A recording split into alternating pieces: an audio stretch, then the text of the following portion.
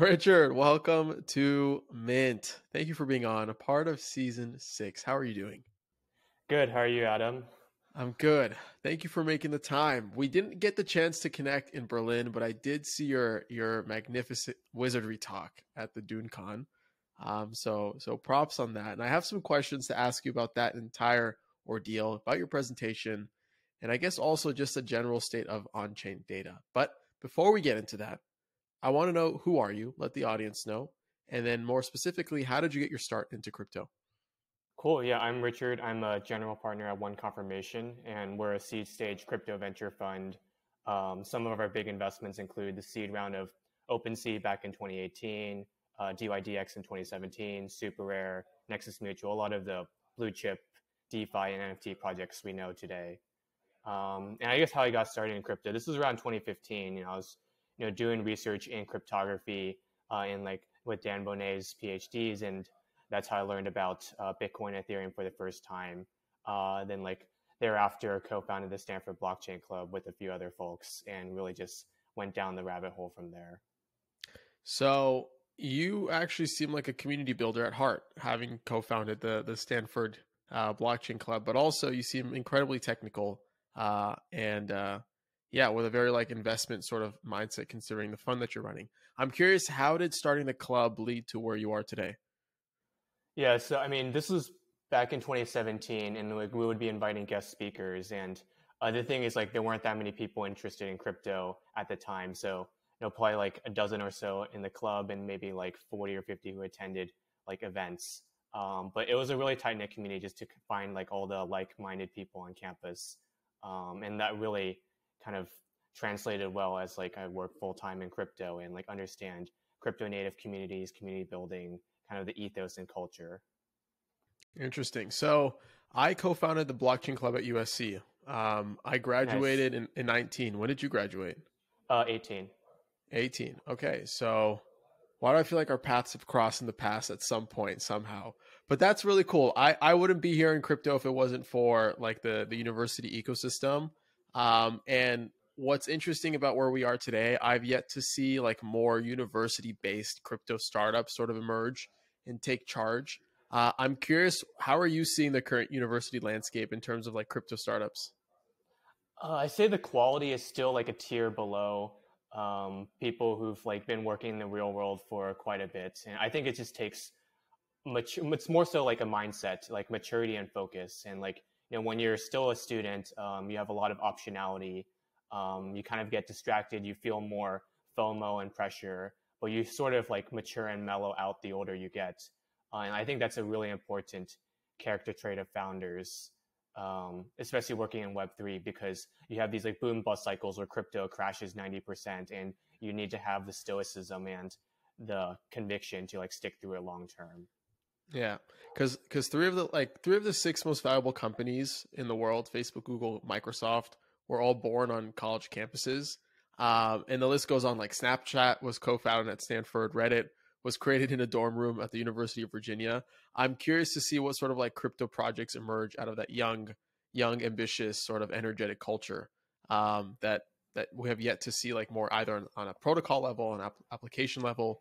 What are some things that you wish existed today? Like if you had a wand kind of thing, taking inspiration from another podcast that I heard.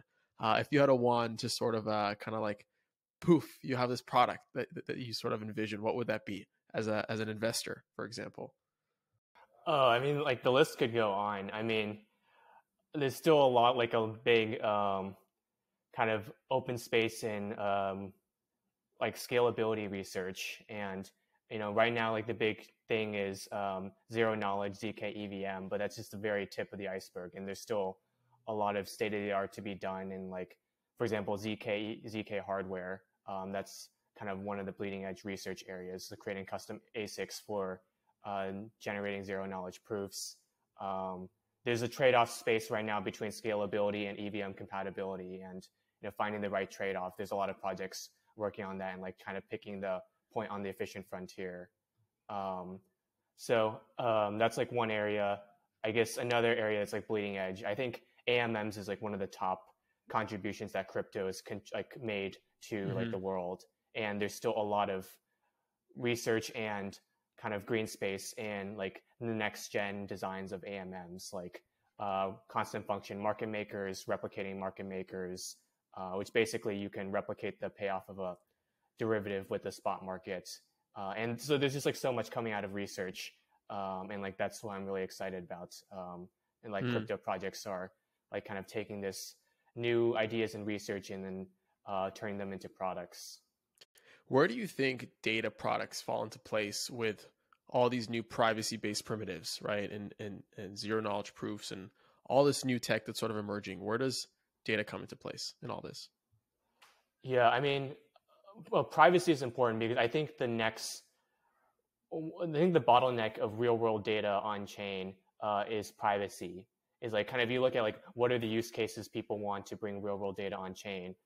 It's like cross margining, so like using your TradFi or Coinbase FTX bank accounts as margin, which you probably don't want people to know your balances. So like that's where privacy comes in. Even things like credit scores, healthcare data. This is like very down the road. Got it. Privacy is an important attribute that people want to bring their data on chain. So very, very much use case dependent in terms of what these applications will be sort of like integrated with. Yeah. Yeah. When you think about as a VC using on-chain data to make decisions, investment-based decisions, what is your mental model of sort of using like, let's say a product like Dune, for example, in finding the right projects to invest in? Yeah. So I use Dune like every day, like more than I want to admit. You're the top wizard on there. Yeah, I guess so. Yeah, I just hit 10,000 stars today, so congrats. That was a pretty big milestone. Nice. But it's like generally we divide our investments into like pre-product and post-product. So pre-product, like Dune, maybe you could like get some insights into like the industry trend and like understand the macro landscape of a specific sector. Say some verticalized NFT marketplace, like vertical. But it's still a lot of intuition and just developing theses, like more qualitative. But if it's post product, then you can use Dune and like really find hidden gems that aren't really hyped up Twitter narratives, but there's real usage there and like get in investing early. So I talked a little bit about this in my talk at DuneCon, but Super Rare was like the perfect example where this was during the middle of DeFi summer. All the degens on Twitter were raving about yield farming and like they were kind of too cool for school kind of attitude regarding NFTs. But if you look at the data, Super Rare was growing 50% month over month. And that's where we made the investment until I say like March 2021, when that was when Beeple did the big sale and suddenly NFTs became mainstream and it finally exploded. But by then it was kind of late to like jump on that bandwagon for NFTs. So that's where using data like Dune, you can really inform your decision-making, get into good projects early on. What metrics or trends would you look at to understand sort of where we are today as the Web3 native creator economy sort of exists? Like, how would you sort of measure the growth? What metrics would you look at to determine that? Yeah, I think, well, obviously the big KPIs are volume, like monthly volume growth for a lot of these marketplaces. I think one underrated metric is like distribution of collectors. And that's really the way you inform whether or not it's a organic community or it's kind of this like narrative that's like kind of being forced. So like basically the more equitable the distribution of collectors is, like the lower the Gini coefficient, then I feel like the community is more organic. And that was actually one like underrated aspect of Super Rare's community at the very beginning is it was a very robust community and there was a buy-in from like tons of collectors, not just a couple of whales that were kind of buying a bunch of stuff and shilling. I think that's really important when you kind of measure the health of a lot of these early, creator economy projects and markets is like, are there a lot of people like collecting and like supporting these artists? That makes sense. One of the more interesting sectors that I've been, I guess, doubling down on is the music NFT sector. I know you've made some investments in that category from Catalog, for example. I'm curious, what is your thesis on I guess, like a crypto enabled music industry? What does that look like for you? Yeah, I mean, I think music NFTs is kind of the tip of the iceberg for like new search and discovery and like music creation. It's like basically kind of filling the void of like what SoundCloud failed to do. And maybe there's a future world where musicians that are getting started don't have to sign with record labels and management companies and like have very onerous terms because music NFTs and like Web3 music gives them an alternative business model for starting their careers. So when you see the current state of music NFTs, is it evolving into what you expected when you initially made some of your bets, or has it changed? So I guess volume wise, it's gone down a lot in this like kind of mini bear market. Sure. So that's different than what I expected. I think another thing that was different on the flip side is like the growth of kind of on-chain music creation, and like these tools like didn't really exist a year or two ago. So like Arpeggi is a really good example that we invested in, is like building a DAW fully on chain. And there are a lot of DAW projects just like in the traditional music world, but having like a crypto native DAW is like really interesting when you can tie attribution to like creators of like different layers of the music, like people who created beats, people who create like certain like synthesizer tracks, and you can layer them together, and with like NFTs in the blockchain, you can attribute those to the original creator. So when someone remixes your music, you kind of have this dependency graph, and like down the road, you can tie in interesting business models like royalties, where like say you made a really popular beat, and like every remixer who uses it, you get like some share of royalties. So it's a really novel 0 to 1 idea that's kind of just at the very tip of the iceberg. I like to see this experimentation. So let's kind of brainstorm for a minute. So as we continue down this road of experimentation, what other products or services do you think are missing that are preventing music NFTs from getting to that next phase? Well, I think it's more of just like awareness, more so than product or services. And this is also another thesis I have, is like I'm more skeptical of like big name, like mainstream artists, getting into music NFTs, because it's usually it tends up turning into a cash grab.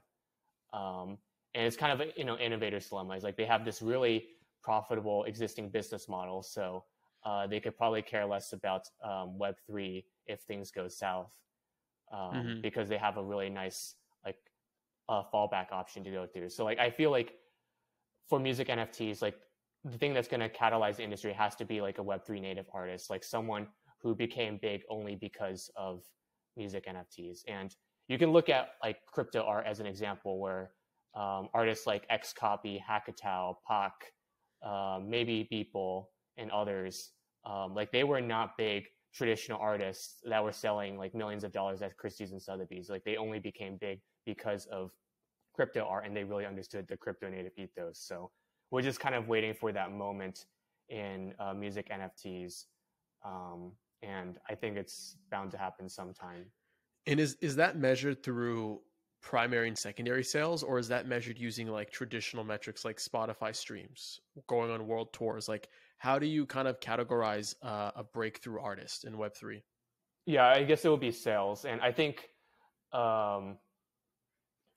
like the value of the NFTs is like comes from like the NFT appreciating, not like through like adding cash flows to the NFT. I think that's like a big misconception a lot of people make, is they try to apply this Web 2 business model to music NFTs.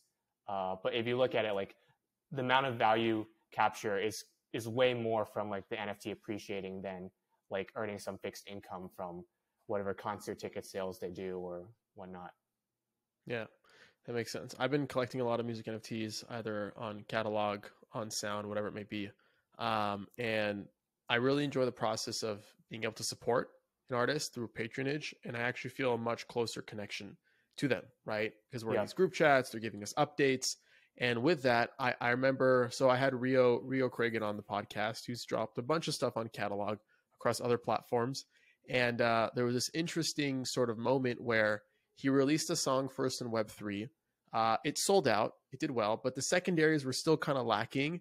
And then when he published it in Web2, it did really well on like the charts, right? And then he posted Hmm. this tweet that his song, I think in the week, got like 200,000 listeners, right? 200,000 plays. And I remember like literally an hour later, that sort of got reflected on the secondary sales of the music NFT itself, right? And it Hmm. was the first time I saw that sort of that connection kind of play out in real time. Have you seen that happen regularly? It's the first example that I've sort of come across, but are you kind of like imagining the success of these artists kind of playing in the same realm? Potentially, yeah. I can't think of like other examples. I think like the Web3 musicians that I follow like generally tend to stay crypto native and like are active on Twitter, but like not so much on like Spotify and like other mainstream channels. Yeah, sure. You know, on top of that, Rio was on the podcast again, and one of the things he talked about that he could do in Web3 as an artist, but he couldn't do in Web2 is sort of like the data that comes with selling music NFTs and understanding who his audience is, right? And something that you're big about, obviously, is on-chain data. I'm curious where you kind of see the overlap between on-chain data and the creator economy as a whole. What does that sort of vision look like?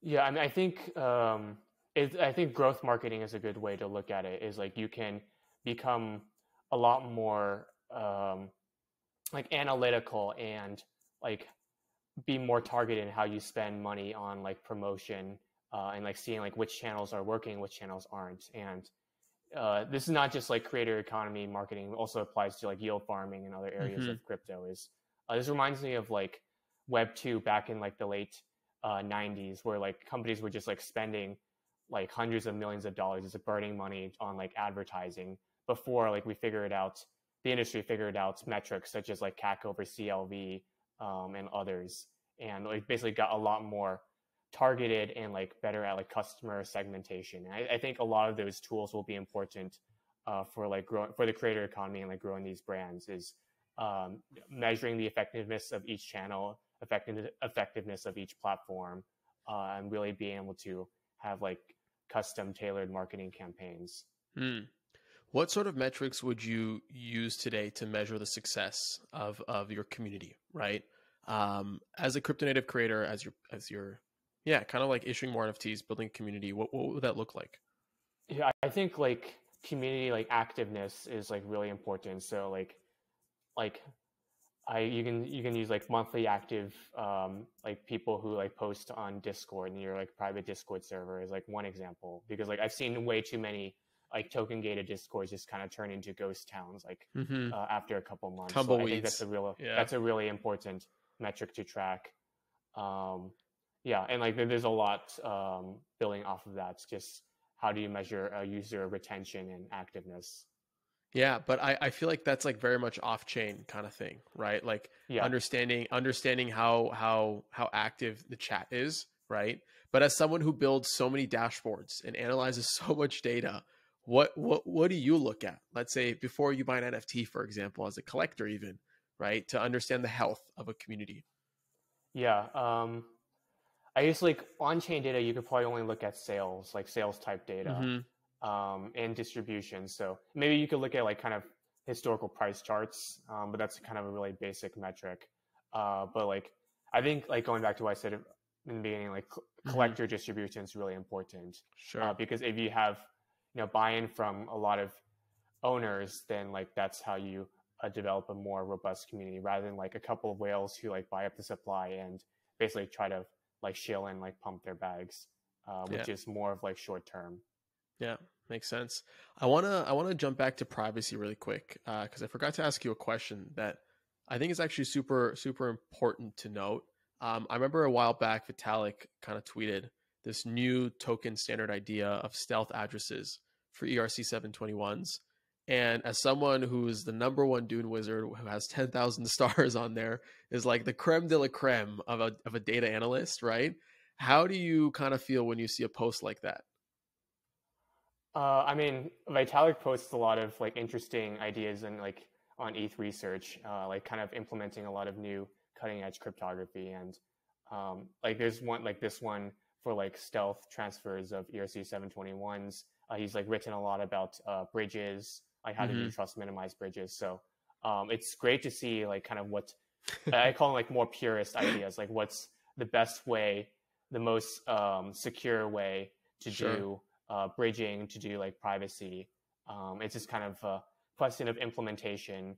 Like, are there trade-offs in implementation, such as like how much, like gas efficiency, scalability, runtime, things like that, and also like, are there any teams that are going to build what Vitalik's building? Hmm. Let's say in a world where something like that gets implemented, right? Where everything just becomes super stealth. What role do like data products play, for example, in an environment like that? What do you think? Yeah, I mean, yeah, you wouldn't be able to track the individual transfers, but maybe it could be kind of like a chain analysis like product, right? Where you track the inflows and outflows.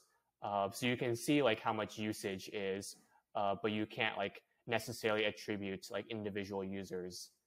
Um, that's like one Makes way to sense. look at it. And also it's Yeah. another way to look at it is like kind of centralized exchanges. Like there's a lot of data products that look at exchange inflows and outflows, but you can't see like what exactly users are trading on Binance or other exchanges. Yeah, that makes sense. I wanna jump into your investment career. Okay, you seem relatively young. You graduated a year before me. Yet you have this huge fund. You've made a bunch of bets. You seem like you know what you're talking about. What's your history with investing? Like, how long have you been investing for prior to doing it professionally? What does that look like? Well, I was doing like some consulting work for like Web2 VCs about crypto, like before one Okay. confirmation, but like it's just like a whole different beast for them. So like that's why it made sense just to focus solely on crypto native, because a lot of the um, lessons that you learn in like Web 2, it's like kind of the opposite uh, applies in Web 3, and like I can like go on from Yeah, there. please. That'd be interesting. Go into that. Yeah, I mean, like one mistake I see is like a lot of VCs like take founders who pitch well and are good at sales as like a positive signal. And I think especially in Web 3, like ability to pitch VCs is like not an important skill at all. And the reason is because like in Web 3, projects are not operationally intensive. So it's not like food delivery or like ride sharing where you have to hire a huge operations team, be good at people management, hire executives, do a lot of sales, be aggressive, like launching in new cities. Um, Whereas Web 2, the teams are like really small. It's like a lot of these DeFi, blue chip DeFi protocols are like only 20, 30 people. So it's a lot more product community oriented founders, and like founders that are really good at building stuff that users need. And like they might not speak well to VCs, but they're just really good at product. And that's kind of a lot of the hidden gems that we found like throughout the years in investing is like founders like from like MakerDAO, Nexus Mutual, others who like don't have the traditional Silicon Valley polished resume, but just understand the product and users really well, and they end up being successful. Hmm. Interesting. Can you elaborate more on what it takes to sort of build a successful community? Coming from someone who started his career in crypto, I guess, like building the Stanford Crypto Club, right? You understand the value of bringing people together and unifying them under a specific theme, for example, right? What do you look for when kind of like measuring? And this could be off-chain related stuff. Like, how do you actually build like a great community in crypto? Yeah, it's like ultimately authenticity and like finding people who are like intrinsically passionate about a certain area, not just they join the Discord like to like kind of get alpha leak on like when they can like quickly make money and then leave. So like what's really cool is like a lot of like founders or like potential coworkers have like met each other through like these Discord chats because they were interested in a particular topic. It's like, for example, like the Axie Infinity founders like met each other through a Discord because they were interested in gaming and NFTs back in 2017. And like these like people like living like in Vietnam and versus Norway, that's like on opposite sides of the world that they would have never met otherwise. So that's the great thing about community is like finding authenticity, people who are intrinsically motivated about a topic, and just like kind of bringing them all together in one place just to like bounce ideas and chat for hours, days. Yeah. What are some hot takes you have in the world of crypto that you think most people would disagree with you on? Well, I gave two of them at the DuneCon Yeah. talk. I guess I'll repeat the first one, which I think which is like I think aggregators are overrated, because if you look at the on-chain data, um, vast majority of volume is still going through the underlying marketplaces, and the reason so is because like these marketplaces, it's still very much a winner take all business, or like winner take most business. So when Uniswap has 63% market share, when OpenSea has 93%, when Hop has a 73% market share for bridges, users just kind of out of habit end up using the underlying products rather than going to an aggregator. So that's, I guess, one hot take Okay. I have. And any other ones? What's a new hot take? Yeah. Give me the fresh one. I guess this isn't really a hot take anymore, but I was like kind of sounding the alarm on Solana like back in January of a lot of VCs were saying that like look at how much talent is going to Solana, and like my response to that was yes, like it's a lot of good people who look good on resume, but are more of like tourists when it comes to crypto. And I was like betting that a lot of these founders would leave when the crypto bear market happened. And I guess I know more and more anecdotes of like, I won't name specific project names where that's been the case, where founders go back to college, go back to their Web2 jobs, or they like pivot to building on Aptos and Sui, because that's like the new Solana of the next cycle, of like, I guess, going to be the new Solana of the next cycle, just like how Solana was the EOS of the previous cycle. Interesting. Okay. Interesting. Noted. Another question I have for you is, because you've already made a few bets in the creator economy, and you're pretty public about sort of like your thesis, I'm curious what you think about this whole uprise in Web3 social applications, and whether it be like new social graphs, etc. What are your general thoughts around that? Yeah, so we invested in Farcaster as like our big bet in that space, and I think Web3 social has a good wedge in search and discovery for NFTs. And there's been a lot of these like type of products I've seen like been pitched of like building a nice like Spotify like recommender algorithm for NFTs, or kind of aggregating like social data and like when artists are announcing drops across like Twitter and Instagram and all of that. So like a good search and discovery token gated NFTs communities all in like one place is I think a good wedge for a Web3 social product. And I think like it also has to do something different. It can't be like perfectly skeuomorphic with like what we have in Web2. So I think people have like a lot of social media fatigue. So just, building a Instagram like UI is like not going to cut it. And that was like why Coinbase NFT failed, is like it was like this Instagram like product that was super watered down and kind of catching the tail end of the NFT hype, but wasn't a product that people wanted to use. How do we build a social network that works in favor of creators, versus like exploits them, which we've seen, I guess, across Web 2? Like what is Web 3 needing to do better that Web 2 failed at when it comes to social? Yeah, I mean, I don't think anyone's cracked like the decentralized Patreon business model yet, or like that idea yet. Where like basically like it's like the membership NFT model, where like each tier like gives you different access. It's like kind of buying like Patreon sub membership, except this works better for kind of more blue chip artists, and there's also like a kind of a secondary market to like value the artist's time and their work. And I know there's a lot of projects like tackling this, but it hasn't been cracked yet. Yeah, I know there's a bunch of attempts to sort of go after that problem space. I'm not sure what would define it, whether it be membership NFTs, whether it be like new funnels to capture attention. I'm not sure. What do you think people are sort of doing wrong? Because there have been attempts, right? And there are attempts to sort of solve that problem space. What do you think is missing?